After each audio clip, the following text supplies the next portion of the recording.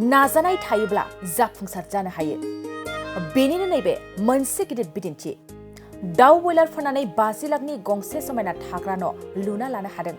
नंगौ, धेमाजि जिल्लानि सानजारि नोगोरनि गोजोनपुर गामिनि सिमां गयारिया दाउ बयलार फाननानै 50 लाखनि गंसे समायना थाग्रा न' लुना लानो हादों।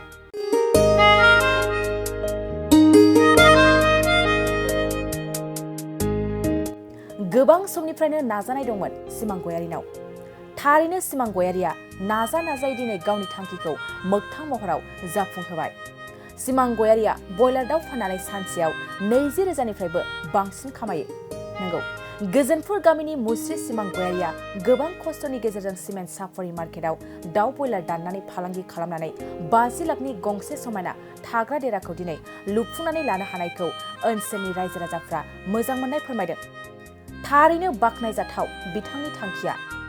रावनिफ्रायबो जेबो मदद मोनालासेनो दिनै दाउ दानना फाननानै 50 लाखनि गंसे समायना थाग्रा न' लुना लानो हानाया। दिनै सिमां गयारिनि न'खौ सिमेन्ट बिया बाथौ गौतमनि हानजाया आर'ज गाबनानै बेखेवनानै होनाय जायो।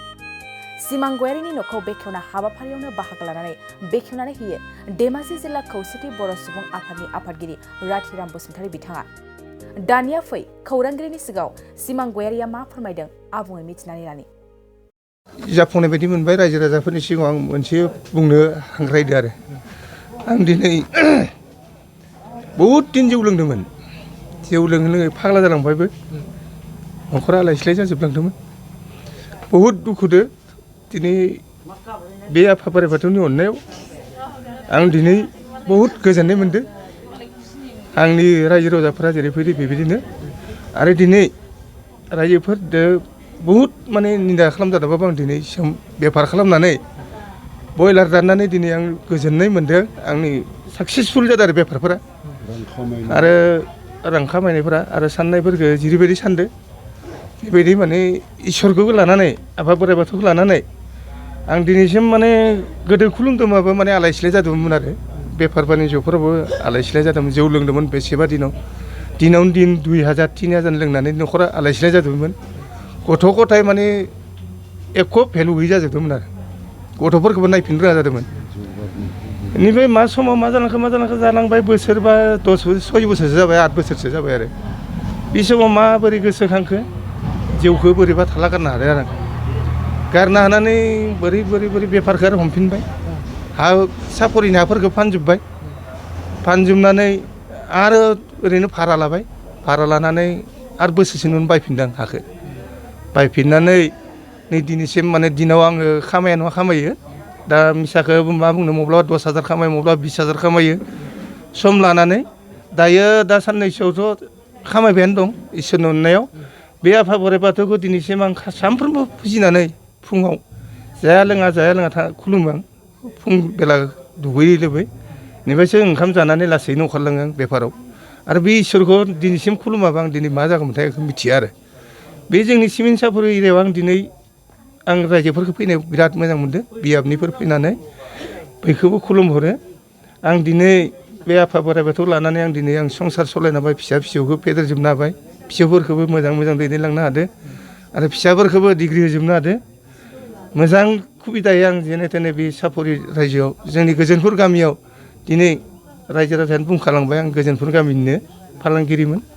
होमबाबो बेवहायफोरखौ मोजां खालामनानै दिनै रायजो राजाफोरजोंबो बहुद अनजानाय मोनबाय। रायजोफोराबो बाख्नायो आरो दिनै 15 बोसोर जाबाय आरो आं बेफार खालामनाया। 15 बोसोराव आं 8 बोसोरल' मोजां बेफार खालामनाय जादों आरो जौ लोङै फाग्ला जानानै। दा आङो बहुद आवगायलांबाय आरो दा इसोरनि अननायाव रायजोफोरजोंबो बहुद माने आंहा नै दौरिफोरनिफ्रायबो बोसोन लायै गियान लायै आं दिनै दौरि गाहायफोरनिफ्राय माब्लाबा सोंखोमायो।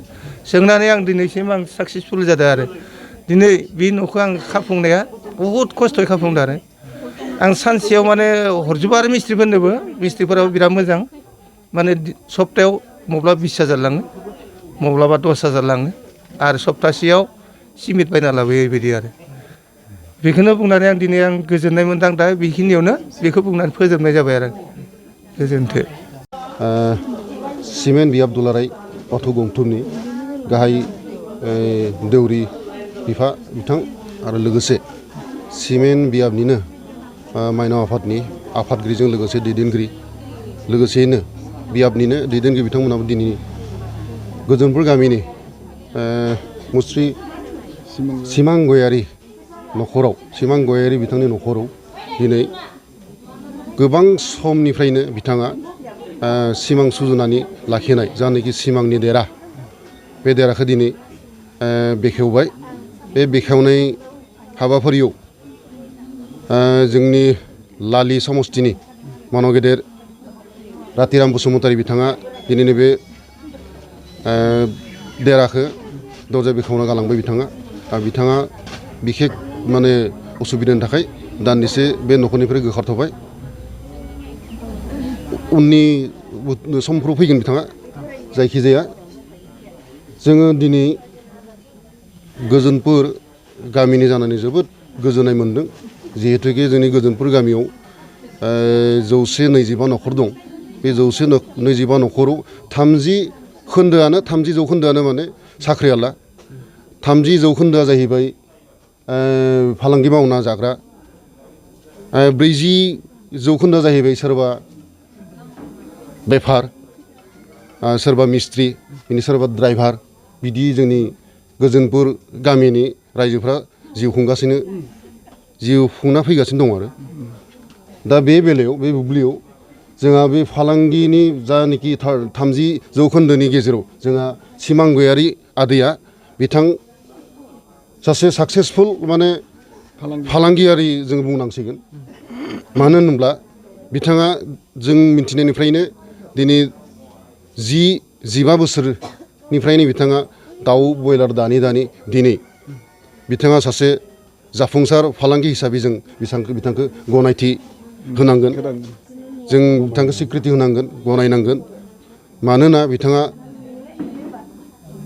अनुमानिक 30-40 लाखनि माने मोनसे गोजोन देरा समायना गोजोन देरा मोनसे लुफुंनो हादों बिथाङा बे बयलार दानि बिथाङा जेबो साख्रि बाख्रि मावा खुनु बिथाङा बिदि बे गभर्नमेन्ट जब गैया बिथाङा बे बेफारजोंनो बिथाङा माने बुंनो थाङोब्ला अनेक खामानि मावनो हानाय जों मेगनजों नुनो मोन्दों बेनिखायनो बिथांखौ जों गोजोनपुर गामिनि जानानै साबायखर बावदों आरो इयुनफोराव बिथाङा आरो बेनिसाय आरो बांसिन लुफुंनो हानायनि बिथाङा सिमां सुजुथों बेखौ जों माने बिथांनिसिम अबं गसाइनि आरज बिना होबाय बिथांनि न'खरावथ' बुंनो थाङोब्ला बिमा बिफा बिदा फंबाय 2 बिहामजो 2 फिसौ 2 साथामसो दङ जों बे बेलायाव बड'लेण्ड बुब्लिनि जा रादाब बुथुमगिरि बिथांमोना बे न'खरनि जिउ जारिमिन